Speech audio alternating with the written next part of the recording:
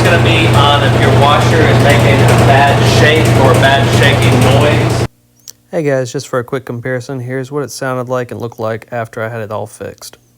Remember before it was walking around, it was pretty loud. Now it's perfectly flat. This is for the type of washer that says State, Whirlpool, or there's a lot of Kenmores, Rovers, anything that pretty much has the pull-out knob that's not a older Maytag or doesn't have the little push button pause play. So pretty much the issue here is these pads. And, I think I have some somewhere. Alright, here's the pads. It's these little guys. There's 3 of them, and we're going to replace them real quick. This is a more difficult job than most people usually will ever do, but it's not that difficult after you kind of take the cover off. Most people are afraid to take the cover off the machines.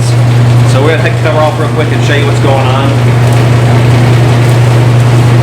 You can see it's walking. A lot of times you'll see people complaining about machines walking, and usually it's going to be these pads will be worn out. These pads, I'll put a link to them in the description below. I got them off Amazon. They're usually around $5 for a set. They're not bad at all. Super cheap part. Alright, so there's 2 Phillip head screws. Sometimes there'll be a keeper that you'll have to slide a putty knife and push it underneath to release it. But most older washers have these Phillip head screws in the back. You'll undo this one, you undo the one on the opposite side. Right there. After you undo these 2, I've already unscrewed these. You'll push it forward a little bit. You'll just go forward a little tiny bit and you'll lift up. And you'll see they have little hooks. That's why you have to push forward a little bit to make them go up. You don't want to break these hooks off. Alright. Depending on where your lid switch is, they'll either be right here or it's going to be right over here where this one is. Normally you would just unplug it. I'm working on this lid switch right now, so I'm just going to take it off, but normally you would just unplug it. But I'm going to just take this lid switch off of here. Sit it right there. Alright, from right here you'll take a flathead, or if you have a skinny Phillips you can do this. You'll push it right there, and you'll pull that forward, and that will release it. Again, I'm going to put it right there, lean it forward, and it'll release real easy. Don't lose these. It's really hard to get it to hold about these. Alright, from right here, lift up the lid a little bit, put your hand right about there. You're going to lean it forward. And now from right here, you can't lift up because it's stuck underneath the lip. You're just going to move it forward a little bit on both sides. And now it's free. You just take this off and move it out of the way. Okay, from here, those pads are going to be very hard to see. And this is going to be a hard job to do all by yourself. It's much easier with someone else. But you're going to lean this to one side. This pad's gone. Alright, definitely going to be the problem. This pad's so worn that it fell off and broke. It should be right here. Inside, it sits inside these 2 holes. So here's pad 1, the first one to replace. Alright, I'm going to put one in this one. And I'm going to do it just like this. And if you have someone that can stand like I'm doing and the other person put the pad in, so much easier. If you don't, put a brick down to hold it up, and you can do it that way. If you're having issues making it all lean, you can also, with it sitting flat, take this screw out and it will release this spring and you'll have a much easier time leaning it. Usually I can do this one though, and the left side is the easiest one to do. Alright, now I'm going to grab the pads and I'll start replacing. Alright, here's another issue is when you go to put this in there, sometimes these are molded a little bit wrong and the lip on these little nubs that go into those holes will be too wide and they'll be super hard to get in there. So what I do is I'll take a little piece of sandpaper if that's an issue and they're not popping right in, and you just a little bit wear them down. Not much. You just need, if they're just molded wrong and they don't want to pop in there, they're supposed to have a little bit of a lip to hold them in place, but sometimes that lip will be just too great to be able to easily get it into it. Alright, so this one on this side is always super easy to do. we're just going to put in the 2 holes just like that. It kind of will look like a smiley face. So if you have it the wrong way, it's going to look like a little frowny face towards you. So you want to have it this way. And you're going to push down one side, it'll pop right in. Push down the other side, it'll pop right in. If you can't do that, that's what I'm talking about. If it will not pop in easily, they have molded it wrong, and it's slightly, those things will be just a little bit big. These parts are made in China and they're super cheap, and you know, sometimes they'll just mess up the mold. Sometimes if you have 2 people, someone can hold a screwdriver on that side, hit it with a hammer like about there, and then move the screwdriver over, hit it with a hammer, and it'll pop it in. But I find it's easier just to sand it down just a tiny bit if they've over made those little nubs. Alright, we're going to go to the other side, which is usually harder. So we're going from the easiest to the hardest. And here's what's harder about it, is usually the little pad doesn't want to lift up. So I'll push the drum over. Oh, pad lifted up this time. Alright, now the pad's over. Don't let this crush your finger, because it can come down and easily crush your finger if you're working by yourself. Don't do this. And sometimes it'll just slip down and crush your finger. So be careful. There's a center spot right here that has a little divot. If you get up underneath that divot and push all the way to that side, you see it comes right out. You just lift it up and we're out. And this is usually the case. It's just flat on top and worn. Usually doesn't wear all the way through until the point it just falls apart. That's what they usually look like when they're starting to wear out. There'll be a flat top. Alright, and we're going to replace that. Which I didn't grab the piece.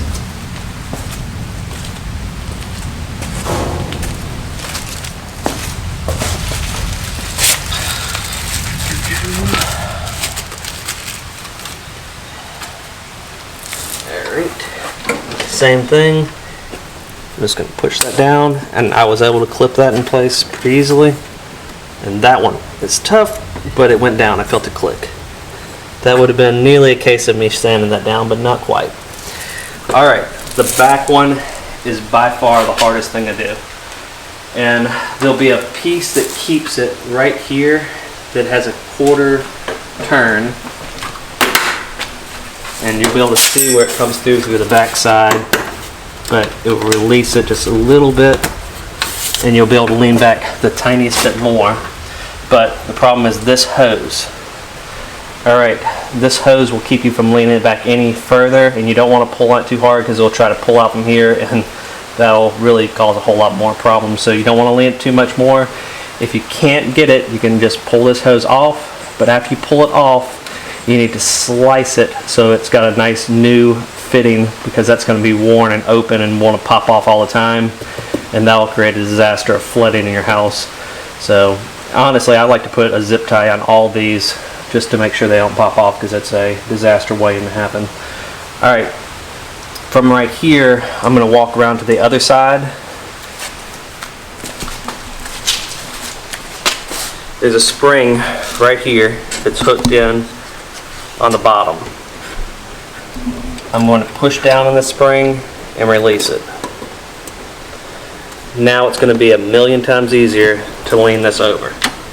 Again, this is going to be very hard to do without someone around to help you. So this actually released from right there. You could do that too. Just undo that. But now I've got plenty of room to be able to open it up because I released the spring. I'm going to grab my flathead. And while I'm here, I'm grab the part.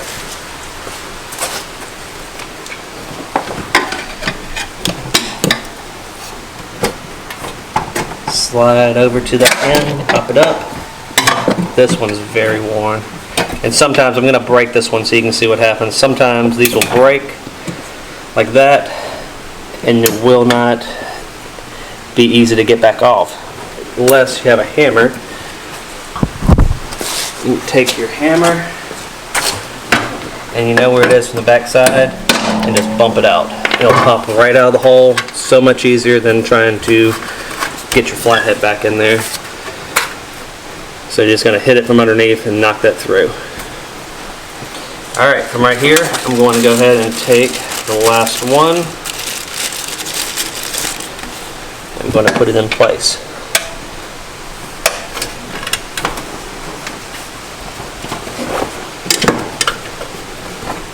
not going down. Good example.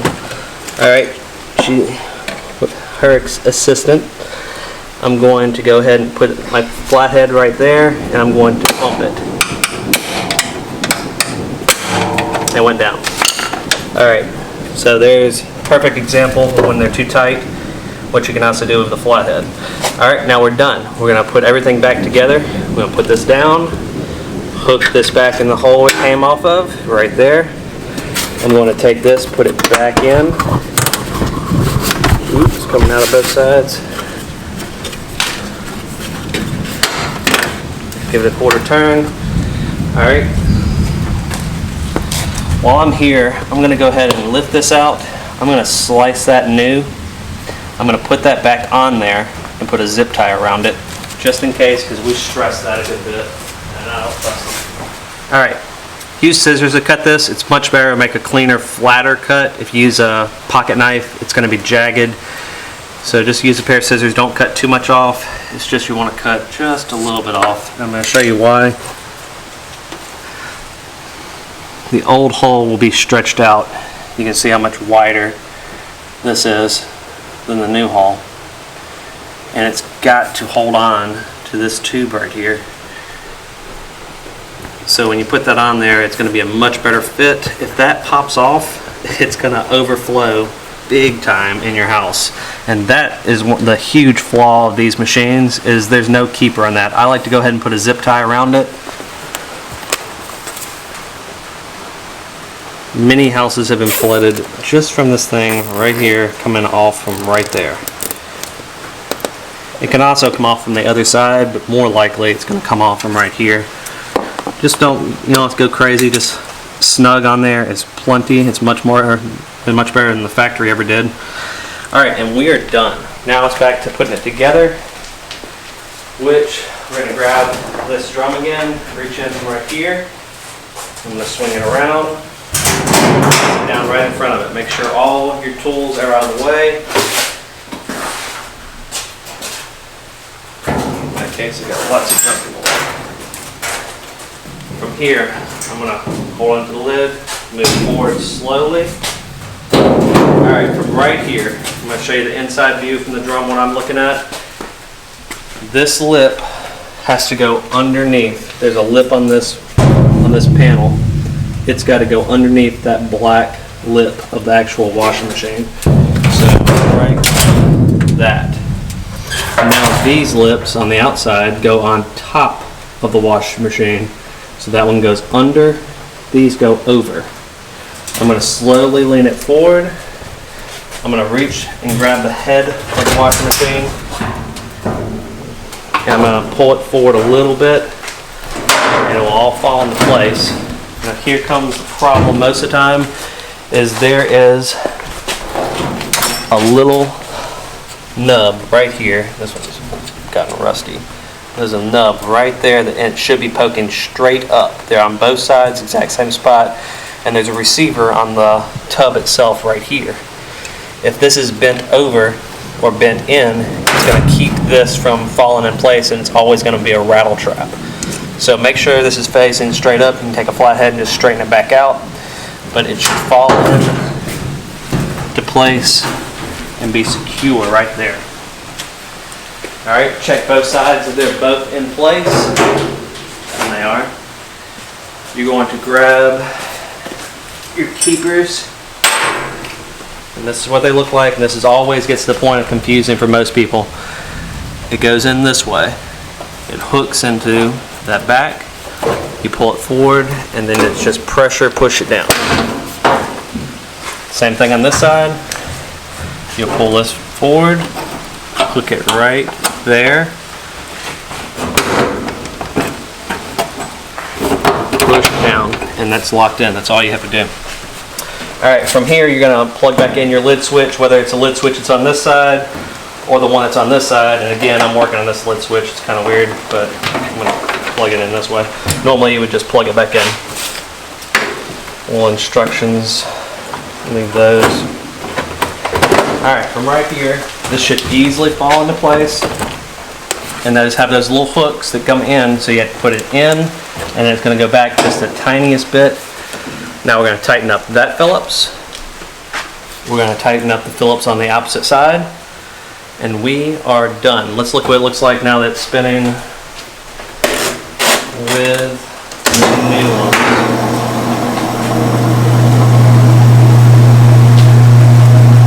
Remember before it was walking around, it was pretty loud.